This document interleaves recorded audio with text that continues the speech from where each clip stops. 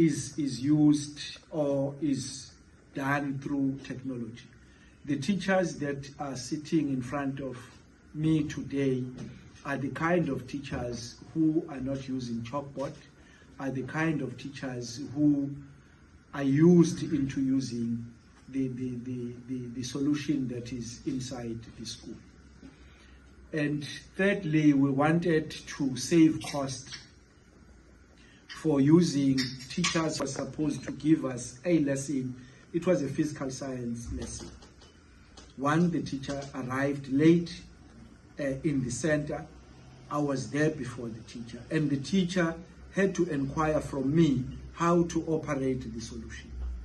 And it took me about 10 to 15 minutes trying to explain to the teacher what was expected of her. And as if that was not enough, then load shedding happened when the teacher was 10 minutes into the lesson. Remember, the teacher was 5 minutes late. It took me 15 minutes to give the teacher a crash course. Then while the teacher was in 10 minutes into the lesson, then load shedding happened. And in that school, there was no power backup. Then the lesson ended.